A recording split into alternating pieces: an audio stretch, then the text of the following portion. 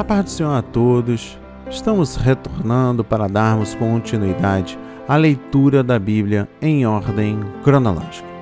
E hoje, no 326º dia, lendo esta linda história que Deus escreveu para nós, trago para a leitura o livro de Atos, capítulo 18, dos versículos 19 a 28, e o capítulo 19, dos versículos 1 a 41.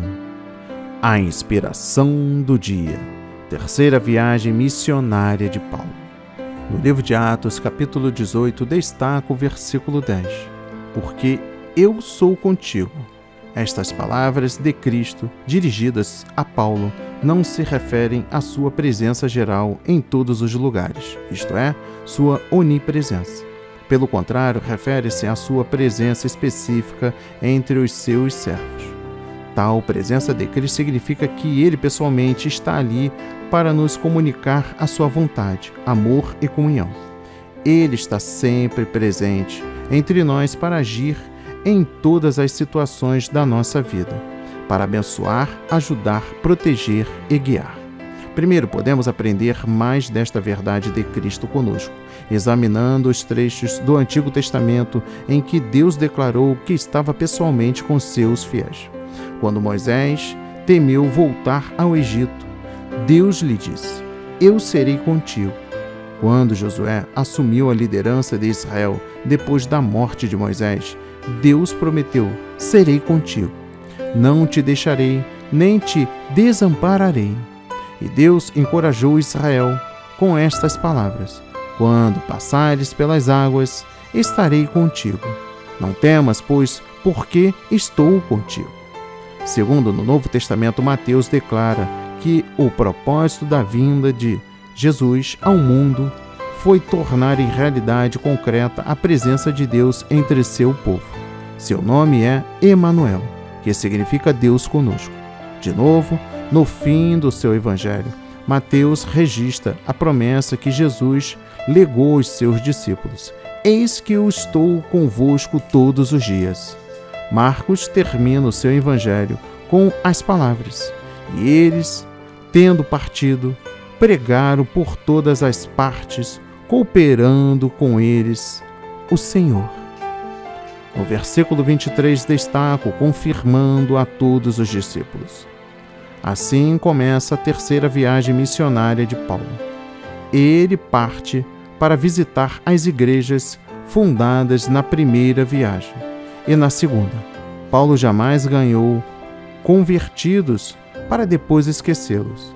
Empenhava-se de igual modo no discipulado desses novos crentes, fortalecendo-os no caminho de Cristo. Todos os novos crentes devem ser, sem demora, procurados por cristãos firmes na fé, que orarão com eles, lhes ensinarão como viver a vida cristã e os motivarão a reunir-se com outros crentes para adoração, oração, ministração da palavra e as manifestações do Espírito Santo para o bem de todos. Conhecendo somente o batismo de João. Preste atenção na mensagem no versículo 25. Nesta ocasião era limitada a compreensão que Apolo tinha do Evangelho. Aceitar o batismo de João era crer em Jesus como o Messias crucificado e ressurreto. O que ele ainda não sabia era que o próprio Jesus agora batizava todos os crentes com o Espírito Santo. Os crentes de Éfeso estavam em situação bem semelhante. No livro de Atos, capítulo 19, destaca o versículo 1. Éfeso, alguns discípulos. Estes discípulos de Éfeso eram cristãos ou discípulos de João Batista? Ambas as hipóteses são possíveis. Primeiro, alguns acham que eram cristãos. Ponto número 1, Lucas os chama discípulos. Palavra esta que ele comumente aplica aos cristãos. Se Lucas quisesse indicar que eram apenas discípulos de João Batista e não de Cristo, teria dito isto mais claramente. Ponto número 2, Paulo se dirige a eles como a crentes. O verbo crer é empregado cerca de 20 vezes em Atos, sem nenhum objetivo direto. Em todos os demais casos, o contexto indica que o sentido é crer em Jesus de modo salvífico. Segundo, outros argumentam que os discípulos de Éfeso eram discípulos de João Batista, que ainda esperavam a chegada do Messias. Depois de terem ouvido a respeito de Jesus da parte de Paulo, creram nele como o Cristo predito nas Escrituras e nasceram de novo pelo Espírito. Terceiro, em qualquer das hipóteses, fica claro que foi somente depois de crerem, de serem batizados e receberem a imposição das mãos, é que foram cheios do Espírito Santo. No versículo 2 destaco: recebestes vós já o Espírito Santo? Observe os fatos que trago no tocante aos discípulos de Éfeso. Ponto número 1. A pergunta de Paulo sugere enfaticamente que ele os tinha como cristãos, verdadeiramente convertidos, mas que ainda não tinham recebido a plenitude do Espírito Santo. Segundo, a pergunta de Paulo nesse contexto refere-se ao batismo do Espírito Santo como revestimento de poder e capacitação para o serviço, da mesma forma que ocorreu aos apóstolos no Pentecostes. Ela não pode referir-se à presença do Espírito habitando no crente, porque Paulo sabia claramente que todos os crentes têm o Espírito habitando neles desde o primeiro momento da conversão e da regeneração.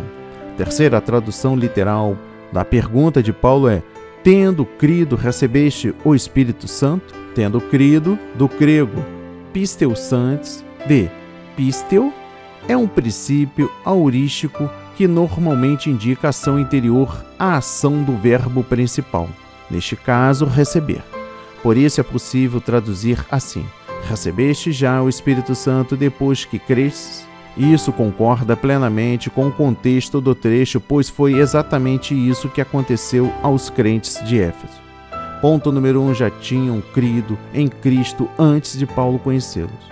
Ponto número 2, passaram então a ouvir a Paulo e crer em todas as suas demais mensagens que ele lhes deu a respeito de Cristo e do Espírito Santo.